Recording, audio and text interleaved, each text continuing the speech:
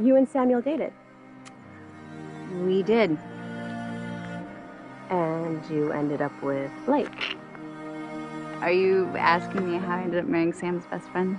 I guess. Or are you asking me why I didn't marry Sam?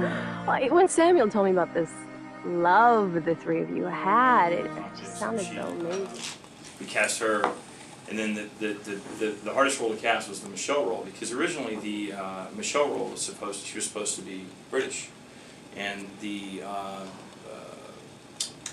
Nathan's character, Samuel's was Nathan's Australian, and Samuel was supposed to be American. So we didn't want Nathan. Nathan felt more comfortable being Australian for the role, and so we just ran with that. And we didn't want her to be British, and we didn't want him to be Australian. We thought that, you know, and then plus Patrick is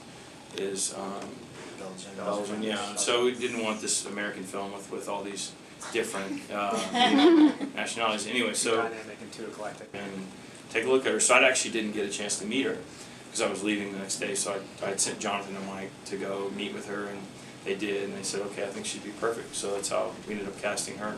So it all kind of fell into place. And literally, when we cast her, when we cast Janina, we were like 3 weeks away from shooting. I mean, literally, we were starting shooting in 3 weeks, and it was pretty scary. There were a lot of scary moments. That was one of them. That was one of very many. Anything without it morphing into a teaching moment or a fucking venue for you to talk about your goddamn feelings. See, why does life have to be so combative? Why can't we just go with the flow a little more? I can handle this, baby.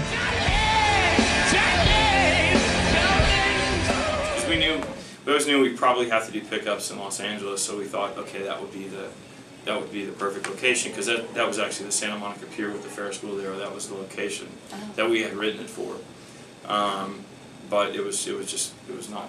And that was the beach scene. Was that Santa Monica?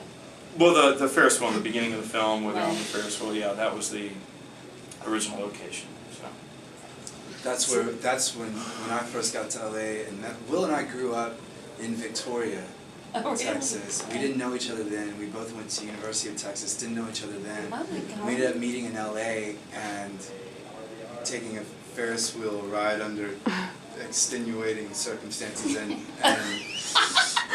kind of were like, wow, we're brothers. And I remember him sitting on the Ferris wheel with his arms spread out and his sunglasses on at night, and there's the beach, the waves crashing below us, and Los Angeles behind us, and we're like, we are totally gonna run this town. Cut to like 18 years later, and then we made an indie film in Austin. Dreams do come true at the Watermelon Film Festival. You know, when I first saw it come through, I was like, okay, is this about Lou Reed or is this about it's Mr. funny. Science Theater 3000? When we were casting the film, That's right, there is one. when we were casting the film, that kept coming up, and actually several people kept saying that you're probably gonna have to change the title of your film because it's just Lou's gonna get it. Well, no, not even Lou. Remember, it was like, this is not a good title for a film. This is not a it's like no, but I'm just saying it came up, right? It was people were like, well, they didn't want love in the title because they thought, this is gonna be a chick flick or whatever. And, I mean, I love love. But no, your argument was like people think it's a Lou Reed song, and it's a good time to have, right? And you love chicks, so Love and chick. Well, it fits. Sex. I mean, the title totally fits with I the think film. so. I mean, I couldn't think of what. In a on-the-nose type of way. Yeah. Is why it appealed to me. Yeah. And Will came up with the title, and I think you almost had like a vision. But yeah, I kind of came. I just woke up and I had thought about the idea for the film. I finally, I had visited the Wizard Academy. I had thought about the idea for the film, and like it kind of came to me. I was like, this is what the film's about. And then the next morning, I woke up and I was just singing that song in my head. And so that was like, Jonathan, this is the title of the film. And it had nothing to do with the film at that point, but we kind of made it. We were like, okay, this is how it works within the film. yeah. And what's interesting, for anybody who might not know, if you pay attention to the song, the lyrics in the song, and you listen to how Lou Reed described the song, he defines it as being about, and I believe it's a quote, the worst type of jealousy or the worst kind of jealousy. And it's interesting how it plays in, because it's not necessarily a film about jealousy, it's a film about friends and relationships and decisions, but at the same time, jealousy plays into that. And when you really take the whole thing into context, a lot of people have been there, and people who haven't, might end up there, and it really kind of hones in on the same emotions that Lou Reed was addressing in his song, and he's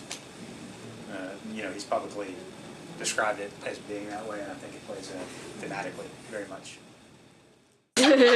So it was shot in Austin, in the Austin area? Yes. Correct. Where exactly did you shoot the scene where they're on their bikes and they go to that, like, I don't know, it looks like a church or something? It's actually, it's called Wizard Academy.